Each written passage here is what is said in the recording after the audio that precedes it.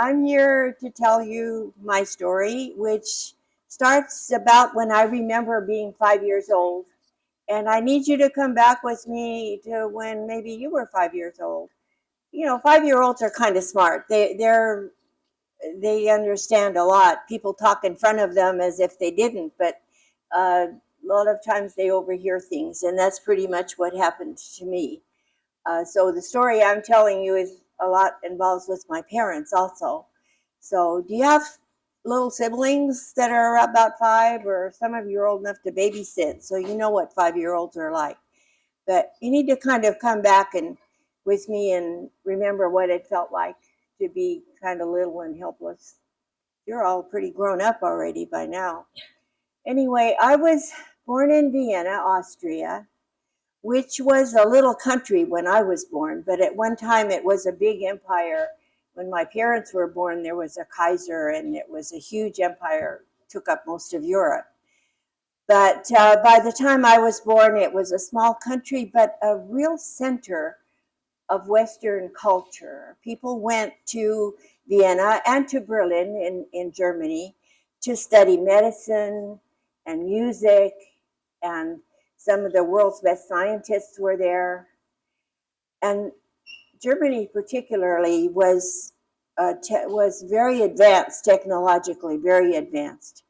And what is so sad is that although everybody looked up to these countries, Germany used that technology to just murder a lot of people, not just Jewish people, but a lot of other people. And they bombed countries and did some terrible things with that technology. So we need to keep that history in mind, that sometimes some of the world's best culturally developed countries can do some very bad things. And we need to remember that history, because there's always somebody that wants to repeat it at some point. So I'm just going to tell you my story at this gesture, and because that's all I know about the Holocaust on my own, is except what I read. But I'd like to share with you how it felt like to be a little kid. Dates and actual happenings you can look up in history books. But I'm here to tell you what it felt like, more than exactly, what happened and date-wise and more accurate facts. It's not what I'm here to tell you about.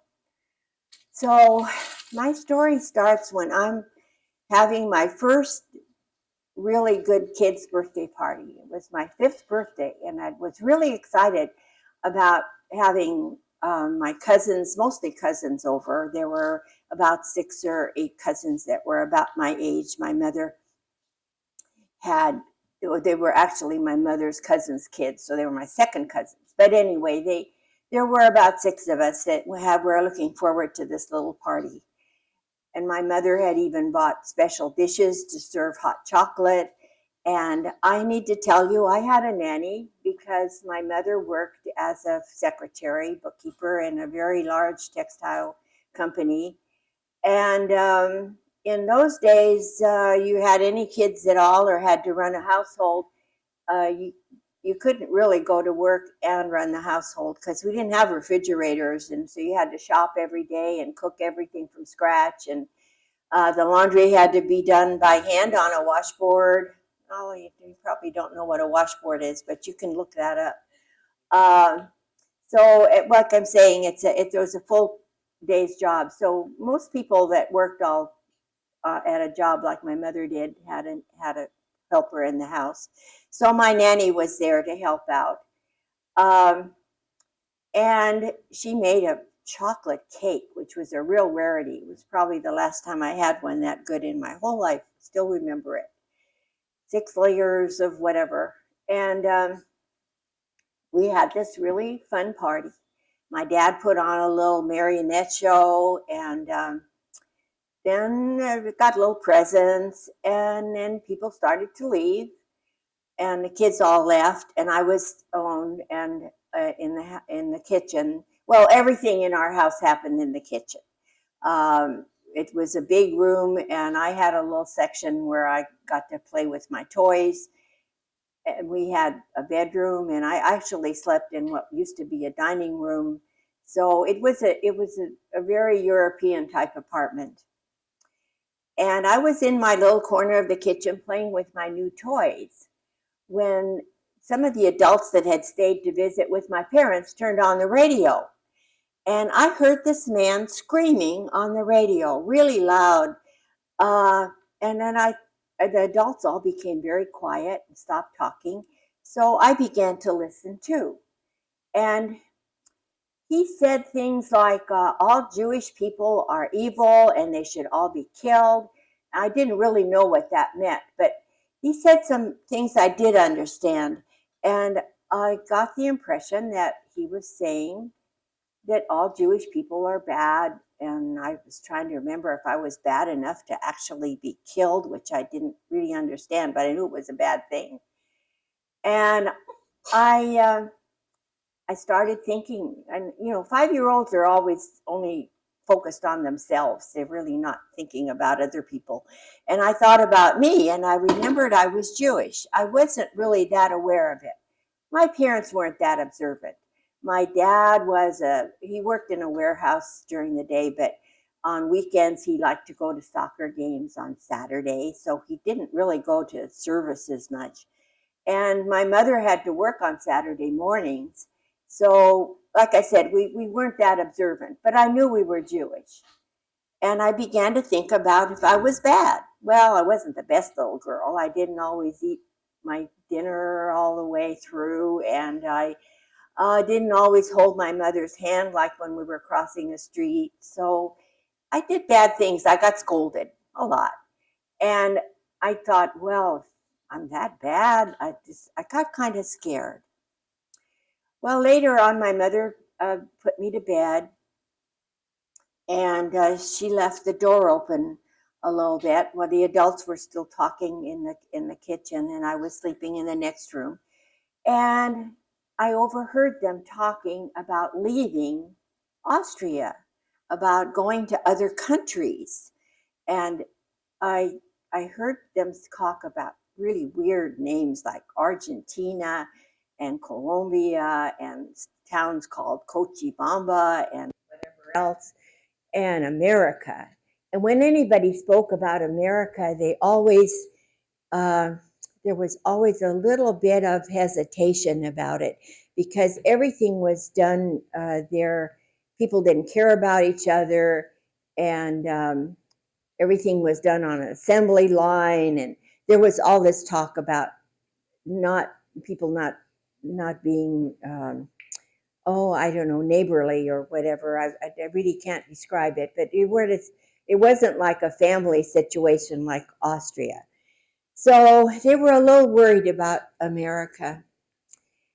I could hear the hesitation. Like I said, it wasn't hostility necessarily, but just sort of fear. And I began to be afraid. And it was at that time, at my 5th birthday, that I got this little really cold knot of fear in the pit of my stomach. Have you really been afraid of something?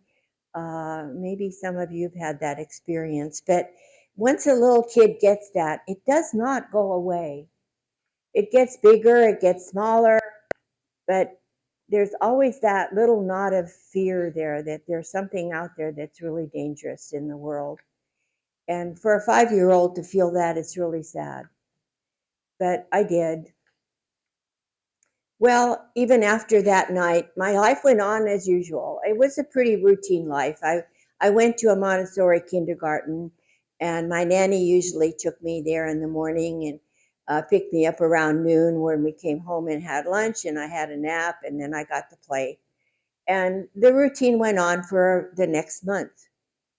And then one day in the middle of the week, I was not going to kindergarten. And I wasn't sick, so I didn't know why I wasn't going. My mother had gone to work in the morning and my dad, so it was just a regular weekday. And I helped my nanny. Her name was Mitzi, by the way, and there are pictures of her and I think they're probably on the PowerPoint too. Um, and I helped her around the house. You know, we slept under feather beds, so we had to open up at one of the windows, and every morning you sort of hung out the feather beds and let them air out. And as she opened the window that morning, it was about a month after my birthday, almost exactly, in March of 1938. And I heard a lot of commotion out on the street. People were yelling, and I heard a band playing, and there was something going on. I couldn't see because our windows went to a side street, but during the main street wasn't that far away, and I could hear the commotion. So that was the day of the Anschluss, and that was when Austria became annexed to Germany, and it no longer existed as a country. They had planned an election to see if the Austrian people really wanted to join Germany. But just a few days before that election, it was canceled. And then one morning, like I'm just describing, um, the Nazi Party took over Austria and it became a part of Germany, like California is a part of the United States. It's not its own country, it's a state. So Austria became a German state. And all the laws that had been implemented in Germany for the last 5 years were now overnight implemented in Austria. And all Jews were under a certain law that we had to, that was, well, it was sort of like the Jim Crow laws in the United States. In fact, I heard that actually the Nazis had sent some people over here to study those, if you've ever heard about that, where Black people were not allowed to do a lot of things in the South. They could not go to places. And so overnight, we woke up and it was like living on another planet. Jews could not go to restaurants, to any public places. Their children were kicked out of the schools. Um, Jews could not have a profession or a job even, and they were fired everywhere. And there was a certain curfew where the Jewish women, and it was those women that went to buy groceries, they could only go buy groceries like later in the afternoon for an hour. They were forbidden to go to any cultural things like movies or operas. And my parents always had season tickets to the opera. Standing room only. They didn't have much money. They could just go, not sit, but stand in the back. But they had season tickets. They loved the opera and theater, movies. Jewish people couldn't ride the streetcar or even sit on public benches. It was forbidden to do almost anything. A lot of people probably decided to leave the country, but like my parents, most of our family were very patriotic Austrians. And they, like I said, had heard them talking about leaving, but they really did not want to go anywhere. They loved their country. They had no idea why this was happening to them. And yet it did. Now, my life as a 5-year-old went on pretty much the same. The lady that ran the Montessori kindergarten allowed me to come back to school, and she didn't differentiate between me and any of the other children. And I had no idea what was really happening. But a month later, I got a little taste of it. So somewhere in April, when the weather got better, and as I mentioned, my mother worked on Saturday mornings, but Saturday afternoon, she usually gave Mitzi Saturday afternoon and Sunday off. Mitzi was very observant Catholic, so she always went to church on Sunday. And I went to a park with my mother while my dad went to the soccer games. And of course, he couldn't go anymore because you couldn't go to sports games either if you were Jewish. So I'm not sure what my dad was doing, but my mom and I had gone to the park. We were going to go on our way to the park, and we were walking towards the park, and I actually let go of her hand, and I was skipping a little bit ahead of her. And as we got to the gate, and I should mention that a lot of the parks in Vienna had big walls around them. They were public parks, but they used to belong to the Kaiser's private, playground for the royal family. So they had big walls around them, but now they were public. And my mother had played in that park, and even my grandmother.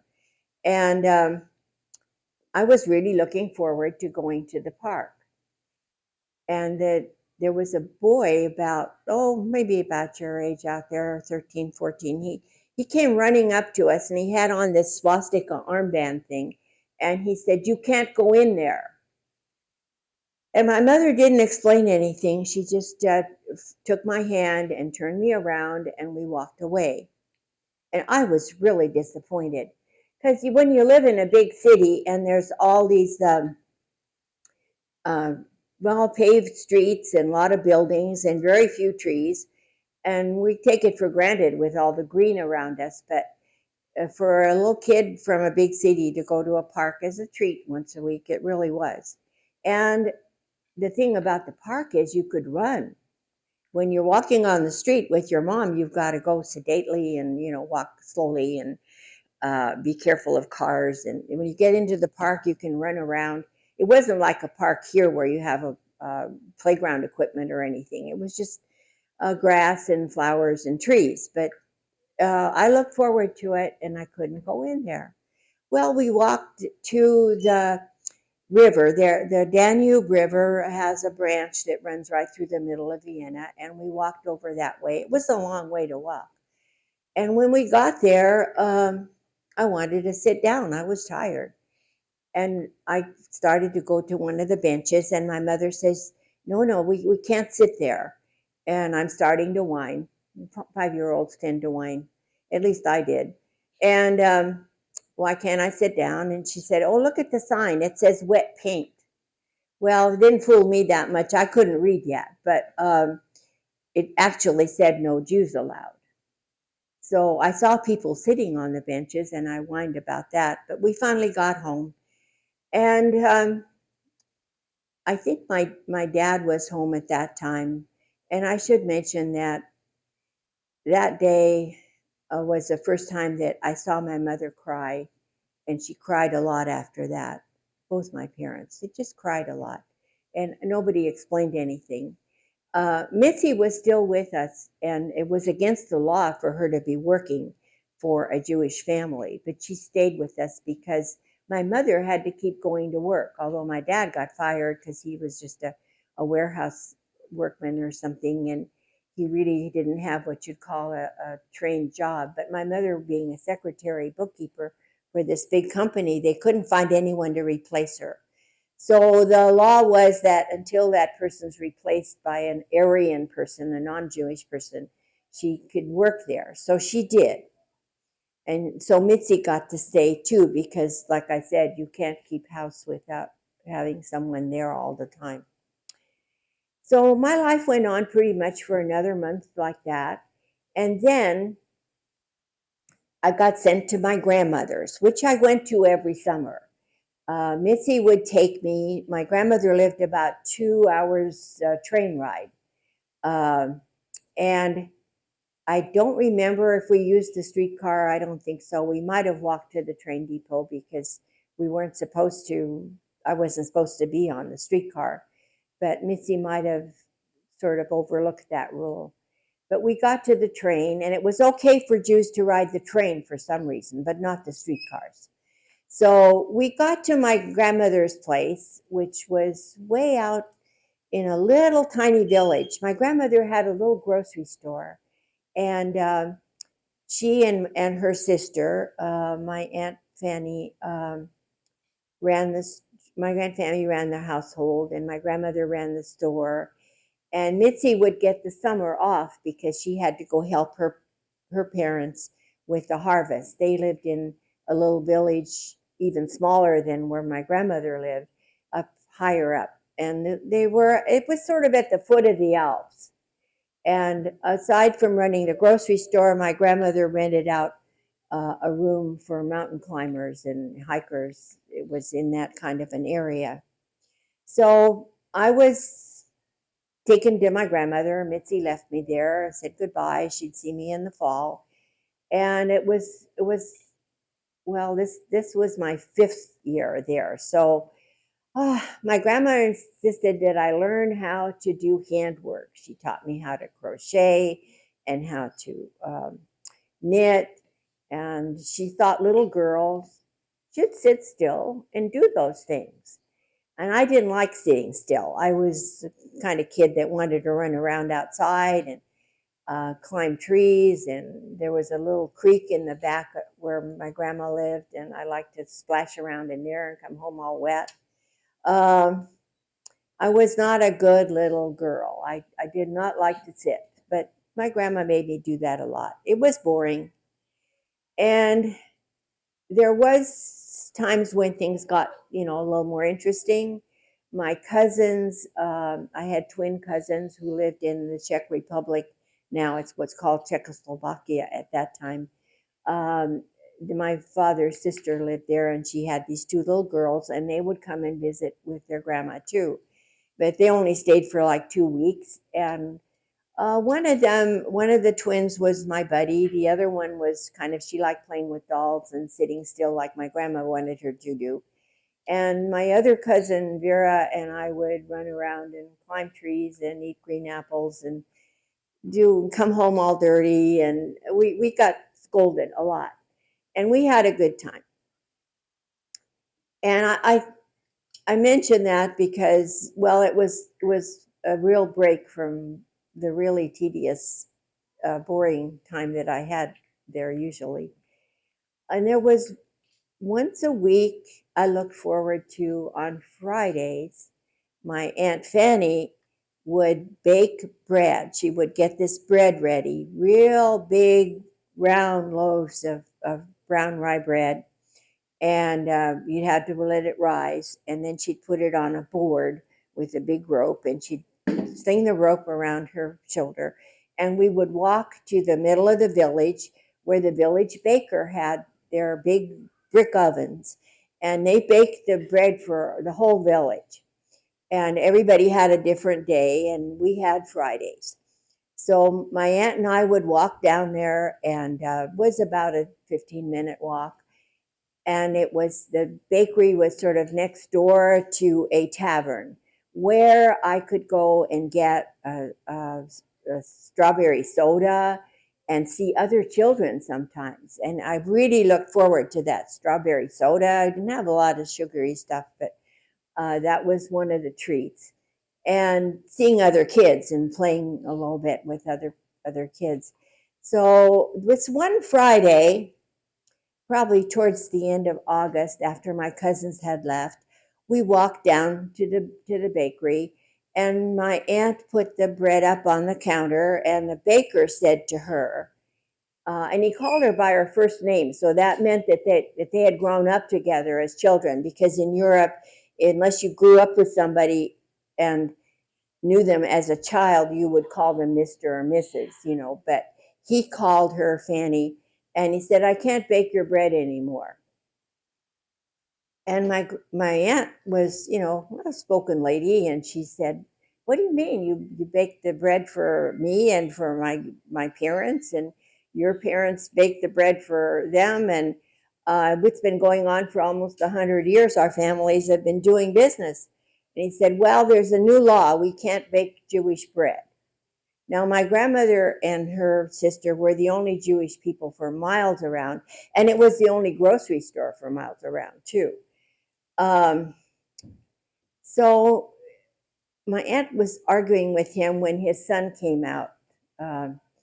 And he was, I wouldn't know how old he was, but he was certainly a grown man by then. And he had on one of those swastika armbands I'd seen before. And my aunt took one look at him, and she just took her bread, and we walked back home. And I was very disappointed. But I'm telling you this of how this laws affected everybody, even in the tiniest villages. And it didn't matter where you were. If you were Jewish, it affected you. So anyway, we walked home, and I don't remember. It's hard for me to talk about that bread. It smelled so good when it was baking. My mouth always waters when I talk about it. Um, anyway, my grandmother must have cut it up in smaller pieces because she had an oven, but she didn't have anything big enough to really bake that size bread. And well, like I say, it was towards the end of the summer, and usually Mitzi would come and get me, and we would go back to Vienna. This time, my mother came to get me, and I was surprised, but that's was one of those things that things happened that were different, and all of a sudden, everything was so different. And my mother and I got on the train, and we got back to Vienna. And when we got out of the train station, we walked out into the into the street. The street was there were flags all over. It looked like a festival, like a big party going on. There were these huge flags all over the place. I need to look at my notes for a minute because I haven't talked for a long time. Okay, I'm on schedule here. uh, the the walk home was a long way. I complained a lot. And I remember my mother scolding me and saying, well, we've been sitting on the train for 2 hours. We need the exercise. We're going to walk. It was a long walk home. We could not take the streetcar. So then this was fall, like September, October came. And I went back to kindergarten because I wasn't old enough like to go to school anyway. And I went back to the Montessori school, and things went on pretty much. Pretty soon, Mitzi came back, and my life went on pretty much as it had before the summer. But one day in November, my mother came to pick me up because Mitzi had always picked me up. And she seemed to be in a hurry and put on my coat and wouldn't even let me say goodbye to anybody. And we left a little bit early and started to walk home. And instead of walking down the main streets like Mitzi and I always did, well, especially at that time of year, there were was famous for its beautiful toy stores, and there would be animated trains and little ballerinas dancing, and I always looked forward to seeing those toy stores. Well, we didn't have television, and we didn't even have much radio. That was big entertainment, and I got to do that almost every day when Mitzi picked me up. But this time, my mother wouldn't let me walk down the main streets. We walked through the back alleys and took shortcuts, and she seemed in such a hurry. And we got near our house, and the building where we lived. And one of my mother's cousins came running up, and she started yelling at us. And she said, she called my mother by name, and she said, they've taken away all the men. And my mother began to walk very quickly and drag me along real fast. And we got to the building where we lived, and the apartment manager, she was leaning against the doorway as we got there. And my mother said, have you seen my husband? And the lady says to her, oh yeah, my son arrested him this morning. Well, like I'm 5 years old and I hear my dad's been arrested. I mean, that was pretty shocking to hear. And I tried to put that into my mind, but my mom didn't let me think much. She asked him, where did they take him? And he said, well, they took him to the police station. So Mom took my hand and we went walking to the police station, not too far away, a few blocks away, and up the big marble steps and into this big hall. And there was a guy sitting behind a desk, and he called my mother by her first name. So it must have been someone she knew from the neighborhood that she grew up with. And she asked him, what happened to my husband? What happened to the men? And he said, well, they took them all away to the train station. They're going to take them to a concentration camp called Dachau. And he said, oh, and don't worry, Tilda. Her name was Tilda. And he said, they're probably not going to hurt your husband. We know he's a nice guy. Well, it didn't turn out to be that way, but just the same, my mother got very upset. She called him a bunch of names that I had never heard her use that kind of language. It was very interesting for me to hear that street language for the first time out of my mother's mouth. I'd heard it from other people, probably not even remembering, but I never expected to hear it from her. She got very angry. And we went down the steps real fast and out, and then we started walking to the train station. But as we were going to get there faster, we had to go down the main streets. And I'm starting to look around. And all of the windows practically were broken. And as I'm walking along, and my mother's walking really fast, and I'm trying to keep up with her, and I look down, and I was ankle deep in glass. It was just shuffling along in glass. And I looked down one side of one street, and I saw a big fire. And I wanted to stop and look at it, but my mom wouldn't let me stop. And I know now that it was the synagogue burning, but I didn't know what it was at that time. And I just, kids like to see fires. And she just kept walking really fast. It was a long way to the train depot. It was late afternoon before we got there. I hadn't had any lunch. I hadn't had a nap. I had to go to the bathroom, which I probably did by then. And we got to the train depot, and there was nobody there. There was some guys lounging around inside, and we went over, and my mother asked one of the people what happened to the men that were here. And they told her again, they took them all away. So we started to walk out of the train depot, and we started to walk home, and it was getting dark by then. And there was a curfew. You weren't supposed to be out after dark if you were Jewish. But it got very cold, and it began to snow a little bit. And I remember my pants were really wet, and I remember being very uncomfortable and very tired and probably whining a lot. And we did get home, but by the time I got back, I was really very Mitzi wasn't there. Nobody was there. My mom put me to bed, I think. I got very sick. I had caught a really bad cold and got an ear infection. And I don't know exactly what my mother did or didn't do, but there were no doctors. You couldn't go to a non-Jewish doctor, and Jewish doctors were not allowed to practice. So there was nobody to take care of us at all. And I got better after a while, but almost the whole rest of the month of November, I don't remember much of anything. I was very, very sick. So towards, most of December even, I was still sick. I'm going to skip ahead a little bit to January. Somewhere after New Year's, the men came and searched our apartment. And they were looking for Jewish women were not allowed to have any gold or silver or any jewelry, and people were not supposed to have money.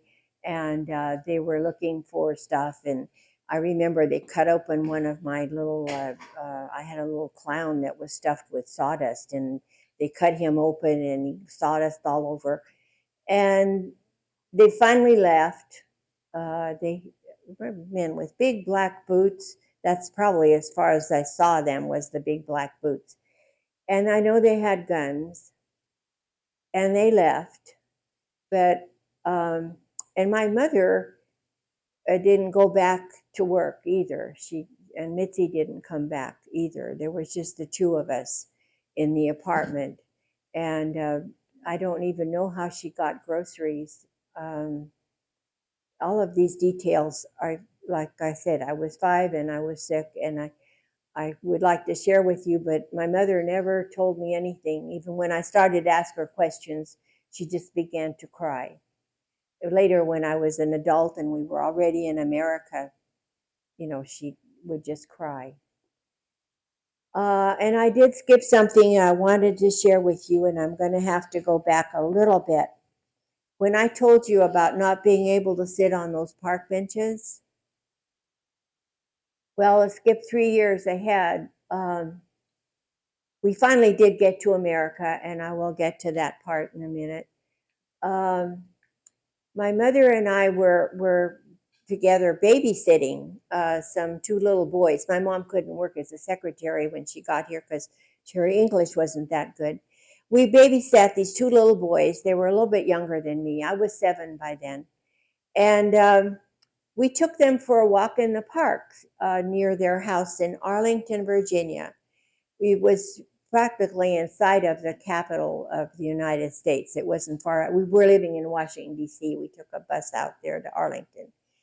And their mom hired us to look after the kids for about half a day, almost every day. And we took them to this park, and we were walking around, and there were signs on the benches in this little park. And it said, "No colored." And I knew a little bit of English, and I knew how to read by then, and I knew the word colored, but I didn't know what that meant. And so I don't remember how the conversation got done, but when the kids' mom came home, we began to ask some questions, and my mother didn't talk enough English to actually understand what the lady said. But I had asked her something about the park benches. And she said, well, that means that, well, she probably did not use the word black. She probably used the N word. And she said they can't sit on the benches. And me being a precocious little brat, I said, but I saw a lady that was black sitting on a bench. And she said, well, if she was taking care of a white baby, she could sit on the bench. They made an exception. Now, those laws are not too long ago were in this country being enforced against a certain people that happen to have dark skin. And I'm reminding you that we're not too far away from that kind of mentality and that the Nazis had. There are still people out here who think that just because somebody's a different color, they don't have the same feelings or something. And I'm here to remind you that we might be tall and short and black and white, but inside we're all the same. We all have the same feelings and the same needs. We all need to eat and sleep and get somebody to love us. And inside everybody's the same. So if just because we look different on the outside, we really shouldn't be treating each other differently, because inside there's no difference. But anyway, I need to get back to Vienna. I sort of skipped that when I was talking about the park benches, but I like to remind people about that. So we were living there in Austria in our old apartment. But one day in January, some men came with guns and big black boots and said we had to leave. And we had to go live in another place. And they had picked out some places where all the Jewish people had to go live. And it wasn't exactly a ghetto, but it was a section of Vienna that they had to go live at. And it was very tiny places. And so Mom packed up, and she must have had some money, and she probably either hid it or had it with some friends, because we got to take some things along, and you had to bribe somebody to get to take anything. She took along my crib and a fold-out bed that Mitzi had used, and there at the apartment there was a little hole in the wall, but it would have had a table and a little bench and one chair, and that was about it. So it had a window which faced a brick wall, and it was a little place, probably a walk-in closet type place, and it had a little gas burner, and no heat, and we had to go live there, and we did. And my mother had to leave me there by myself sometimes when she had to go out and shop. and towards late afternoon. By the time we got to a grocery store at 4:30 or 5 o'clock, everything was gone. There wasn't any fresh bread or any vegetables or anything. Usually what was left over was onions and garlic and stale bread. And oh yeah, and there was a rationing for Jewish children. All got a cup of milk every day, but it was blue. If you've never seen blue milk, you haven't lived. It didn't have any taste. They took out all the cream, but they kept this milk for Jewish children. So she got to bring home a cup of milk every day. And we lived on garlic bread. We toasted it over the burner, and I found out later, after I knew about nutrition, that garlic's pretty healthy, and that's probably why I survived and didn't, die of hunger or anything. We just ate a lot of garlic bread and onions. We lived there in that little place for a few months, and then the Jewish community, well, they had an organization, and they decided to start a school. So I finally got to be 6 years old, and I got to go to this little school. In Europe at that time, boys and girls did not go to the same schools. There were girls' schools and boys' schools, and they were usually in different parts of the city altogether. But now there was only this one building. It happened to have 2 rooms. So they had a girls' room and a boys' room. And I was picked to go be in the boys' room because there were too many girls. So there were 5 of us girls that had to go in the boys' room, in the boys' classroom. And why did they pick us? Well, we were all different. I had very, very black hair, believe it or not. It was blacker than, and it just was about that color, very black.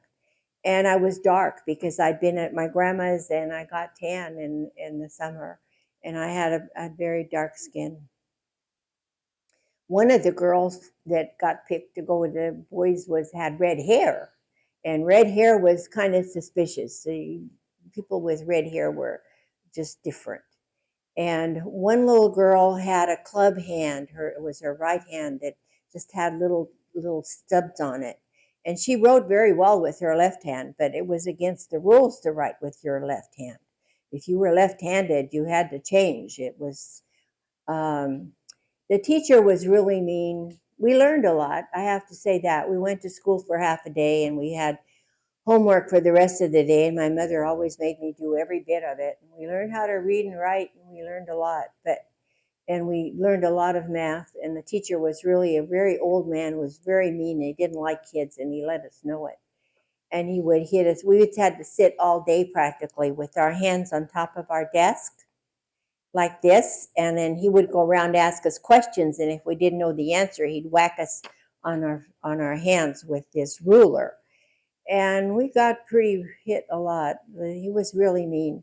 And he was very mean to this little girl who could not use her right hand. And she became my best friend. She was just a really nice kid, had really beautiful black eyes and nice curly brown hair and had a good sense of humor. But he was so mean to her. And I once, or maybe even more than that, I talked back to him and I said, "Can't you leave her alone? She can't write with that hand." And then he hit me a lot. But it was not a pleasant experience being in that little school. So the other thing happened was that like I say, my mother and I lived in this little room there, and once in a while we would hear knocking on the doors of some of the other apartments, and then they would take people away.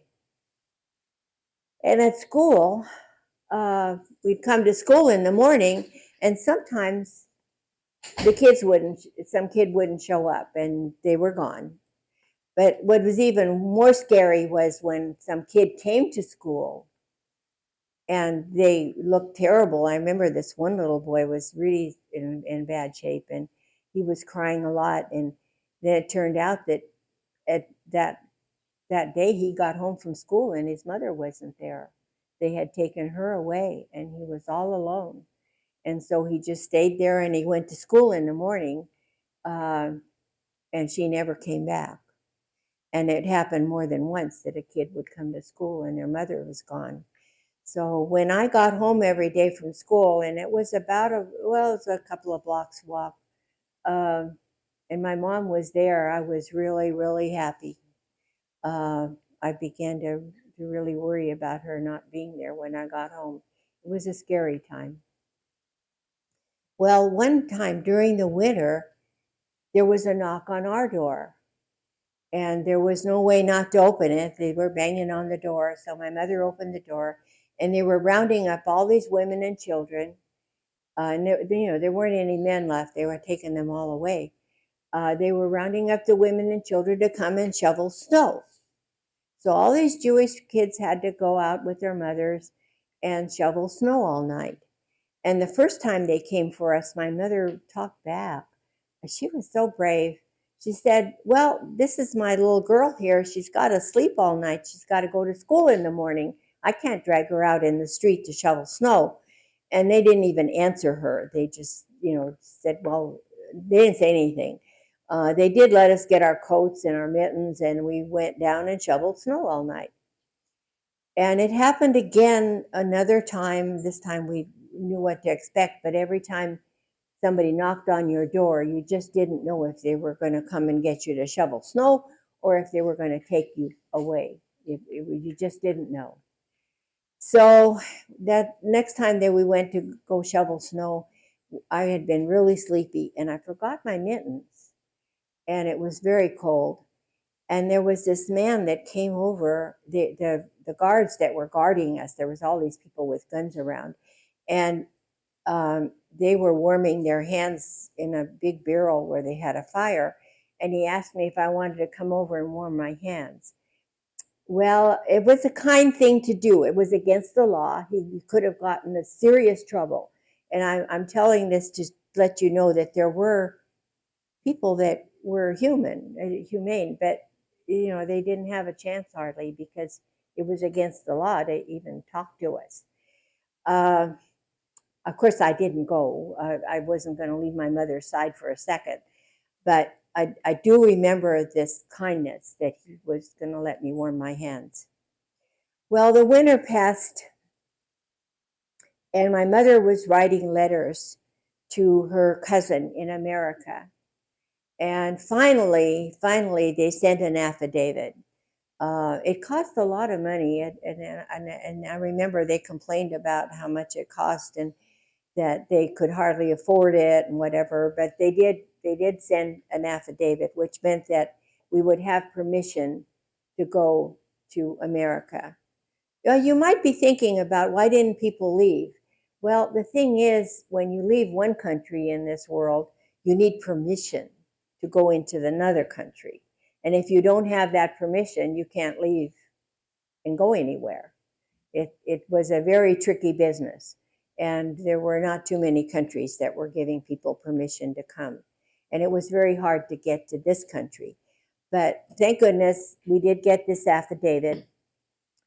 And it also, my mother was able to get my father out of Dachau, but that's another story. So then we started to have to do all the paperwork, and there were many, many days during that winter that we had to go stand in line somewhere, at the American Embassy, at the Gestapo office. I remember going into the Gestapo offices. My mother had to get something stamped, and you had to pay somebody. And they never let me into the offices because, I don't know, they just made me sit outside on a little bench. And I always worried about, will my mother come back out of that door when I saw her go in there? It was frightening. Well, she always came back, of course, and we finally got all the paperwork together. And we ordered, my mother ordered a wooden box to put in a few things. She let me take my teddy bear, the one that I got for my 5th birthday. It was the only thing I really, and a doll. And then she put in some things, and fortunately, she remembered to put in a little picture album about well about this size, and I got some of the pictures from her to put in the book that I wrote about my story, and there was a lot more details, and I left it out there on the desk, on the table. Um, and we had everything together, and we were ready to leave for America when my mom got the idea that we should go and say goodbye to my grandmother and my great aunt. So one morning early, we walked all the way down to the train depot, and we got on the train to the little village. It was called Wolfing. And they didn't have a train depot in Wolfing. You just told the conductor you wanted to get off, and then you had to walk through a big meadow to get to the little grocery store. Well, my grandmother had to give up the grocery store. She was still working in it, but she couldn't own it anymore because Jewish people were not allowed to own a store. But they had still destroyed it during Kristallnacht. They had broken every Jewish establishment, even the smallest grocery store, a tailor shop, not just the big toy stores in Vienna, everywhere in Germany, they had broken up all the buildings, anything that was owned by a Jewish person, including my grandma's grocery store, which she didn't really own anymore. And it was the only one around, and they kind of destroyed that. But she put it back together, I think, and she was still working a little bit in the store for this guy that now owned it. But we all met. We got there, and turned out my aunt from Czechoslovakia brought the twins with her. Now the Nazis hadn't gone there yet, and she was able to travel. So she came. A very brave thing to do. She came also to say goodbye. They must have been writing to each other. Nobody really told me, but I was surprised to see my cousins there and very happy. And we were all sitting there, and my cousins and I were having a little tea party in one corner of the kitchen where we sat. And I heard the grown-ups talking about, you're going to America, and my aunt was saying, well, we're not going to leave. The Czech people are not going to act like the Austrians did. Well, she was wrong, of course, but they did. That's also another story. And there was a knock on the door that went outside to the grocery store, and a neighbor came in, and she said, they're coming to get you. And we didn't know what to do. There was us sitting there and looked at each other and kind of paralyzed. And as I'm sitting there and we all stopped talking, we heard the boots on the gravel. The roads weren't paved over there. There was people walking. And we could hear the dogs barking. And my mom grabbed my hand as we heard somebody knocking on there were big delivery doors, and they were knocking on that door to let them in. Somebody was banging on it, and my grandmother didn't move, and my mother took my hand, and we walked down this hall, and then my grandmother went to go and open the door. So my mom was sort of behind her at that point, and she stepped to the left into this room that my grandma had been renting out before, and stepped in there and closed the door and put me underneath a window seat.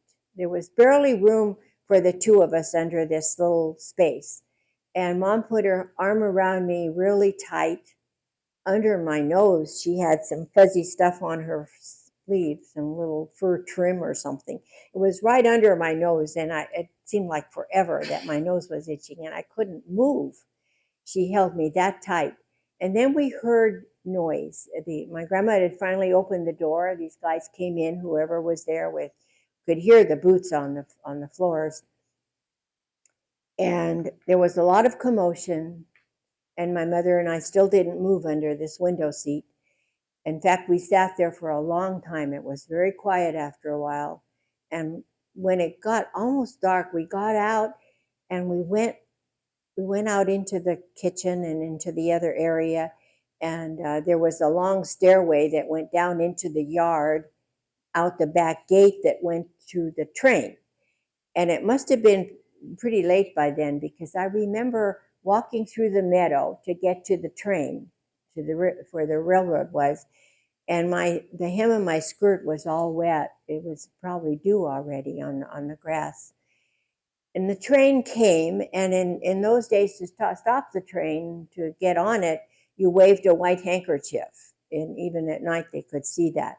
So the train stopped. Not supposed to be out after dark. And they did shoot people. As soon as they saw you at night, if you were out after dark, you got shot. We heard a lot of shooting when we were in our apartment in those days.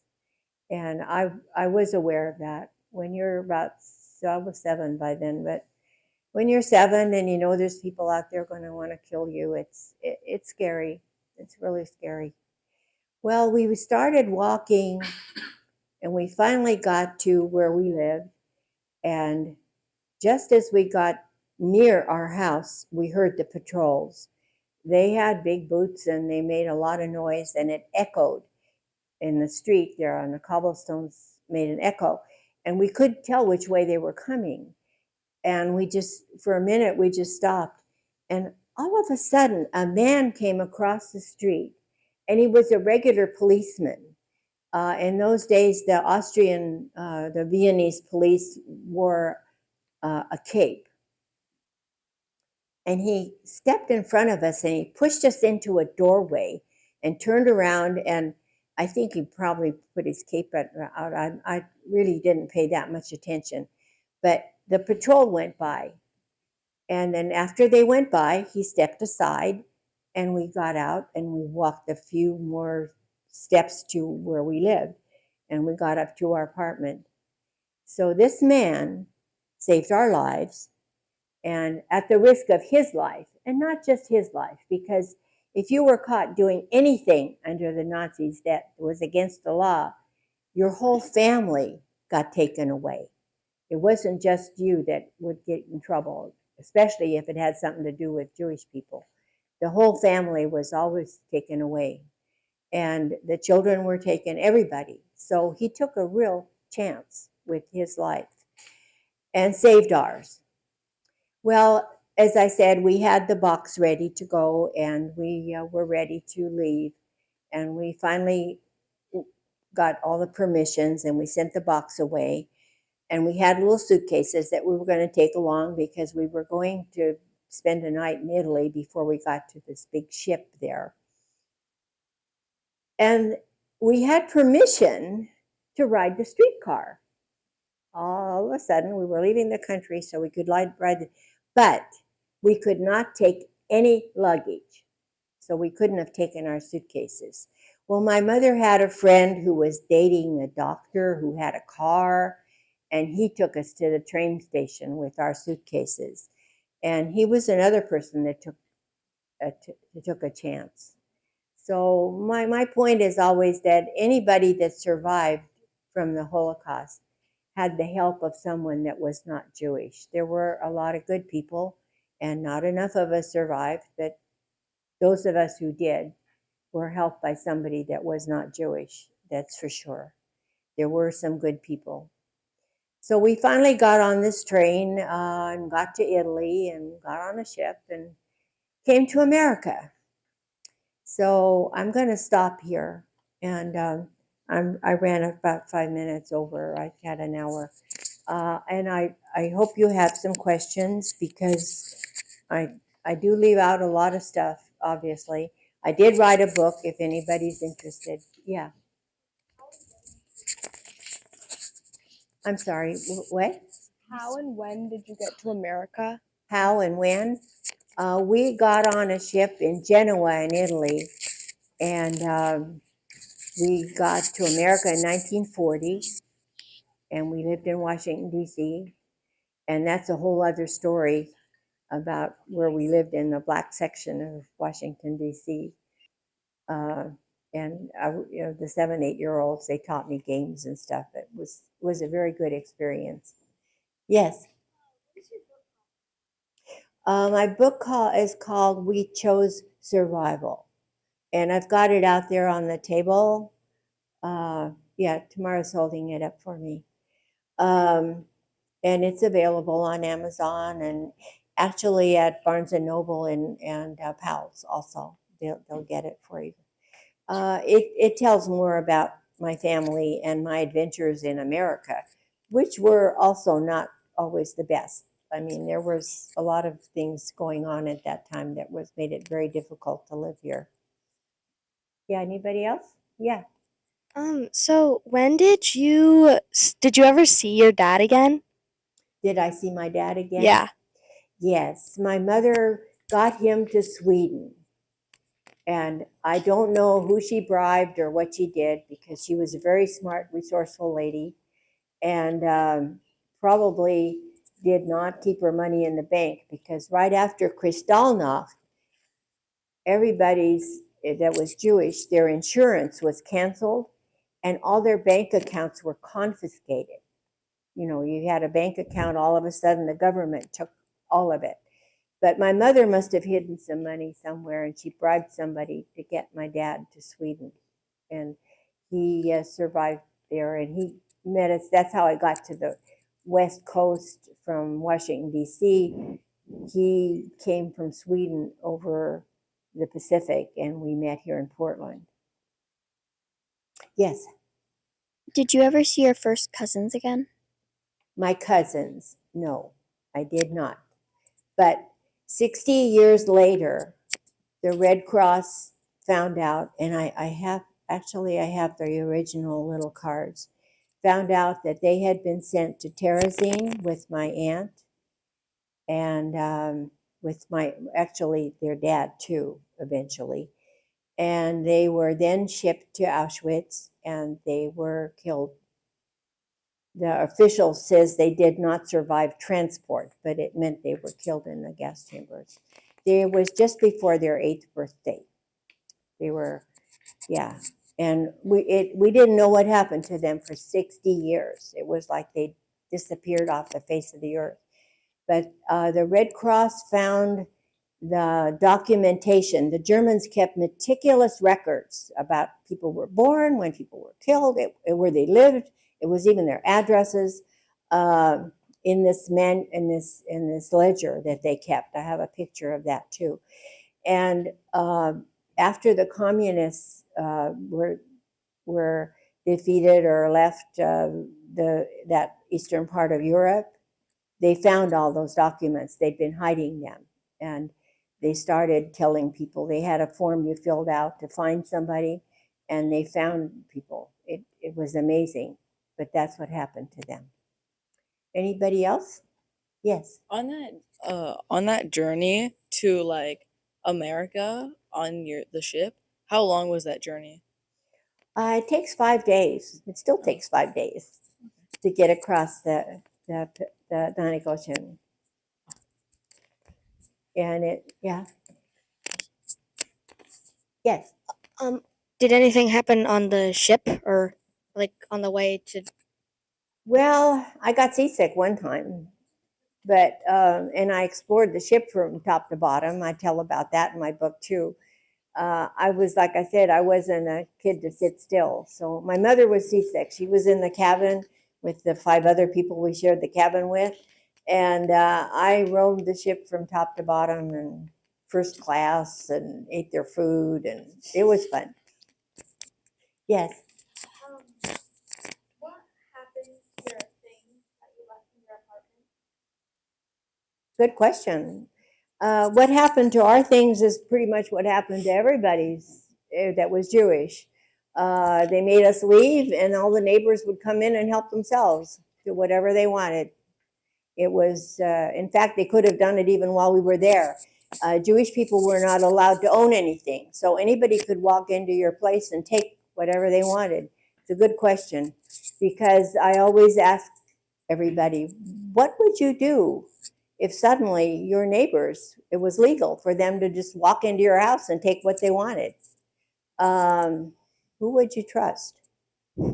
and it was legal to kill them too. I mean, there was nothing that you couldn't do to a Jewish person that was against the law. And who would you trust? You look at the people sitting next to you. Well, maybe, who knows? Yes.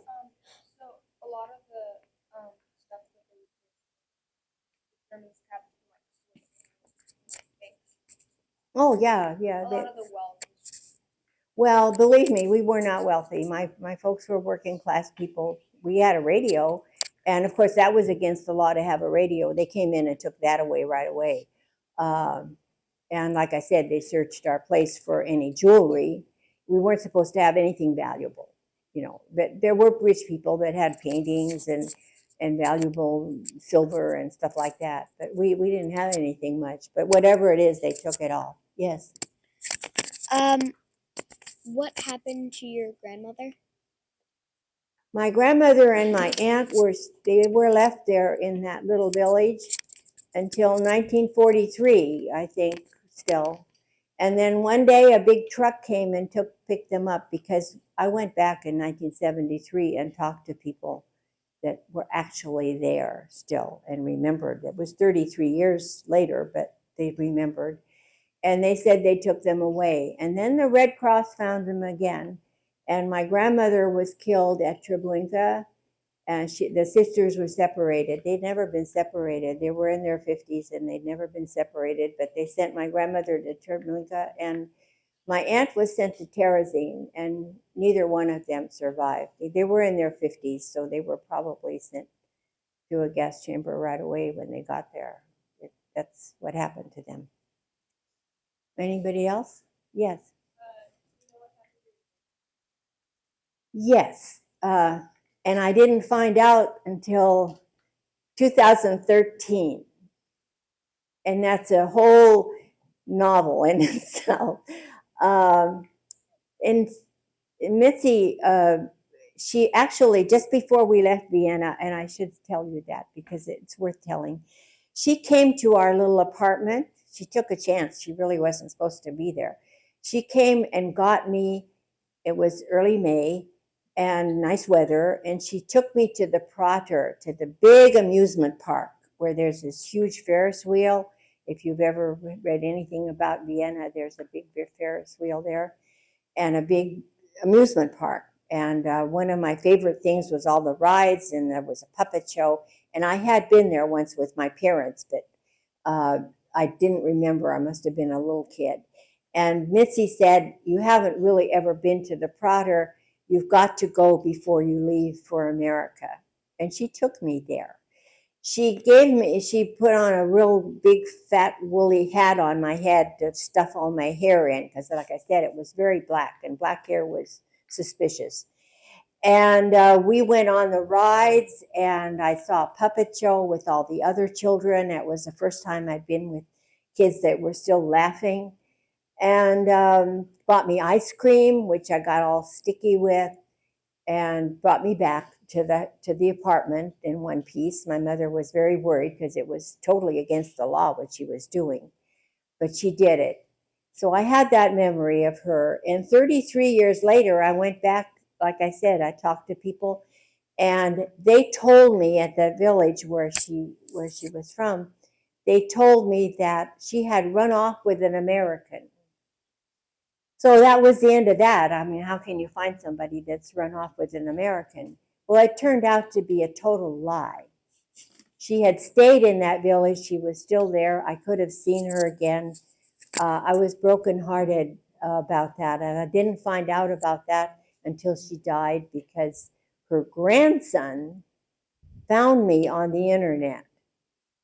He searched for 6 months, and he finally found me, and he contacted me. And fortunately, I opened the email. I was about to silch it out because, you know, they were asking about Vienna and a Cohn family, and I almost, they get so much spam, I almost silched it out, but I did open it. It turned out to be Mitzi's grandson, and it's a story that is just amazing. Yes. How old was Mitzi? How old was Mitzi? Well, when she was my sitter, when she was my nanny, she was 25. 24. And I also found out she had a love affair with my uncle, which I didn't know about either, which the grandson discovered. It's one of those stories that well, Danielle Steele writes stories like that about families, and it's worth writing about. Anybody else? I don't want to get into your lunchtime. Okay. Well, you've been a really great audience. Thank you so much.